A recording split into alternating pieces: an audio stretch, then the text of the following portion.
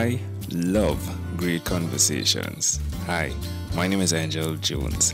Thank you for joining me on 12-Minute Convos, where I help you create a brand of your own unique real self. Listen in as I have conversations with amazing people from all over the world.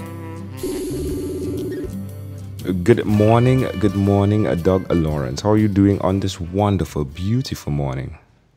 Doing absolutely great. How about yourself? I'm excellent, my friend. I'm excited. Today is the final day in my journey, my quest, if you would, to get to 800 conversations. And I'm glad to be spending it at this particular time with you, Doug. Well, thank you so much. I'm so delighted and actually truly honored to be a part of your journey. I appreciate that. Do tell us, what part of the world are you in right now, Doug? I'm actually in a city called Regina, Saskatchewan, Canada. All right. And which of your talents is responsible for us connecting at this time? You know, when I thought about that, it's probably I am a professional mentor. And so I spend a lot of time working with people, more so with people, but people and organizations, helping them be the best that they can possibly be. And we do that through a mentoring process that focuses on the personal side of their life, so to speak, as well as the professional side. And so I would say that's probably my whole goal in life is to share the gift of mentoring to help make the world a better place to live for people and for organizations. And so that would be why we're having this conversation. That's fascinating, right? Well, you've definitely been in the space for quite some years now. Who did you learn? I'm guessing there are many people. Who did you learn the skill of mentoring from? You know, when I look back over the course of my career, I was actually mentoring people at a very early stage in my career. I just didn't know what it was that I was doing until I actually made a decision and I saw that there was definitely a need for this gift that I have.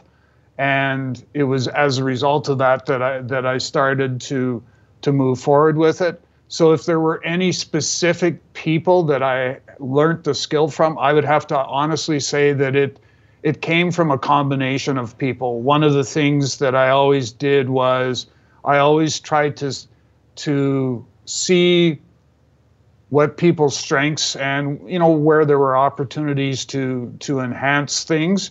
And I would take their strengths and kind of put them in my mentoring toolkit, for lack of a better choice of words, just to help me be that much more better of a person all around. So there would be a number of different people over the course of my life that have helped me develop the skill and the ability that I have today with certainly with mentoring.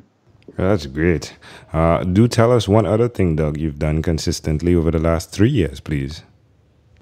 The one thing I guess consistently over the last 3 years is that it's to be flexible and open enough to know or to understand that my journey, my learning journey, my leadership journey, and all of that is still continuing. So how I typically like to frame that is every time I sit down to spend some time with somebody in a mentoring relationship, I know that I'm going to walk away from that time together having learned something either about that person or about myself, and just as importantly, about myself.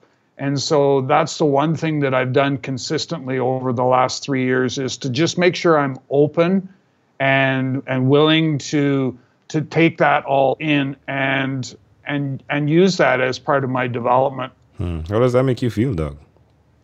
It's such a powerful experience.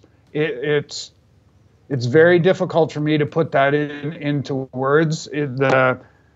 The aspect of seeing yourself grow, but just as importantly, to see the impact or the influence that you have on other people and helping them grow. There's all kinds of examples and stories that I could share that specifically demonstrate that very, very clearly.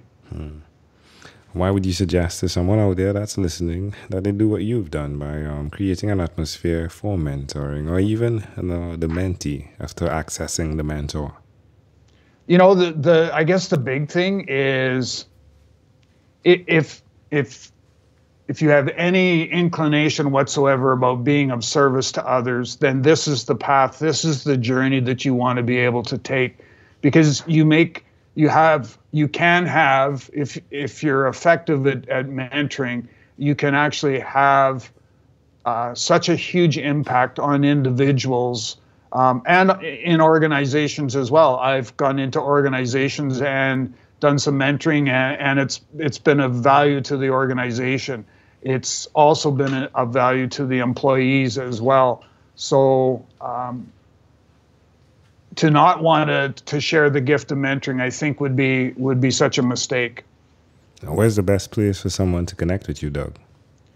You know, they can get a hold of me through my website, through the www.talentc.ca. I'm on LinkedIn. They can connect with me that way. But probably the best way is through the website, or if they want to send me an email direct, they can do that as well at doug.lawrence@talentc.ca.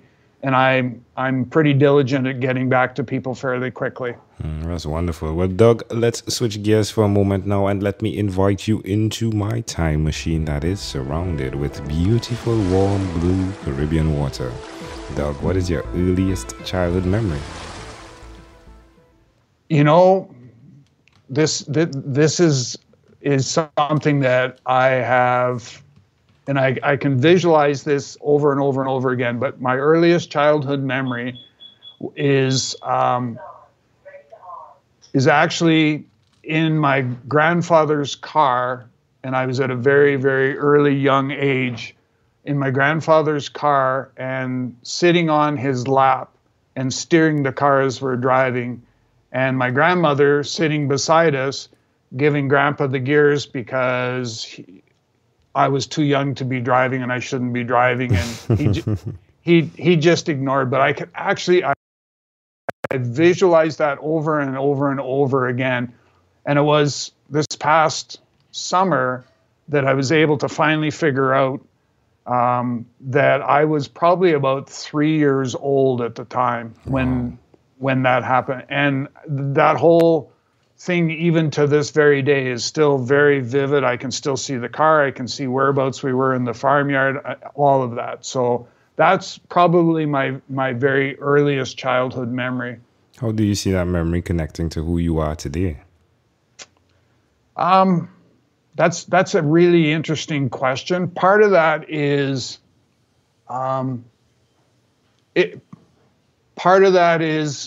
that age isn't a factor. So number one, when I look at it from mentoring and all of that stuff, that age is not a factor. So I actually have mentors that are half my age, and probably even some that are even a little bit more than half my age. So there's that connection to it. But I think, for me, I think it was, my grandfather passed away very, very early. Like I was probably, in fact, I think I was only about 3 years of age when he passed. And I was robbed of that experience of having that special time with my grandfather. So what this is this is giving me this opportunity to spend that time with him through visualizing that particular situation taking place. That's intriguing. Can I offer an interpretation to the thought picture you created in my mind? Yes, please do. I love the idea of the mentoring model that's occurring, where your grandfather is creating a forum for you to pass on what he's learned so that you can learn it as well. It's interesting that you should say that. And I know that I've gone through some different things that I've done in order to better understand people that I'm working with. And I've actually gone through a past life regression process, and what that does, that's just validated what you've just shared with me as well, about how we have different skills and abilities that we can now bring forward and use in today's world in order to be able to help people. So yeah, that's a very good, and I appreciate you sharing that with me for sure. You're welcome. If we fast forwarded to when you were 12 years old, what was your favorite song? Wow, 12 years old. It probably, gee whiz, I'm trying to think. 12 years old. I don't know if I actually had a favorite song. I remember when I think back to that time frame, 12, 13 years of age, I listened to a variety of music and that, a lot of rock and roll, pop music and that. And what's interesting is my music tastes have changed, and now I listen more to country music than I do anything else. So I don't know that I would actually have a favorite song. All right, it's okay. Yeah. You're not the first, and you won't be the last, my friend. Okay. Well, we've arrived at our destination, but before we get off of this time machine, there's a small declaration form, so it's yes or no, possibly a bit more. We're going to move pretty quickly here. Are you ready, Doug? Okay, let's go. Doug, have you chosen someone to pass on your skills to? Yes. Are you married? Yes. Do you have children? Yes. Do you believe in God? Yes. Do you have an inner circle of friends? Yes. Do you watch TV for more than 3 hours a day? No. How about 3 hours a week? Yes. What about screen time, the phone and or the computer? Is it more than 8 or less than 8 hours a day? It would be less than 8. If you, Doug, had to share with us your own unique real statement, a statement that represents Doug Lawrence, what would you say that is? Helping through servant leadership, helping people and organizations be the best they can be. All right. Doug, this has been a great pleasure. Before you leave, is there anything else you'd like to share with our amazing audience? No, just believe in yourself. Believe in yourself and the fact that you can accomplish anything that you set your mind and your heart to. Love it. Doug Lawrence, thank you for being on what is inspired by 12-Minute Convos with Angel Jones. Thank you for being on 12-Minute Convos with Angel Jones. Stay tuned for more from our advertisers. Diabetes is a mountain pandemic. It's a disease that's not acute but chronic. Similar to this rhyming method, I have simplified the definition, the signs and symptoms, and the complications of diabetes for both adults and children in my books, Poems for Patients, A Focus on Diabetes, and The ABCs of Diabetes for Children. These books are available on Amazon.com, and for more information, you can visit my website, poemsbyaj.com. That's poemsbyaj.com.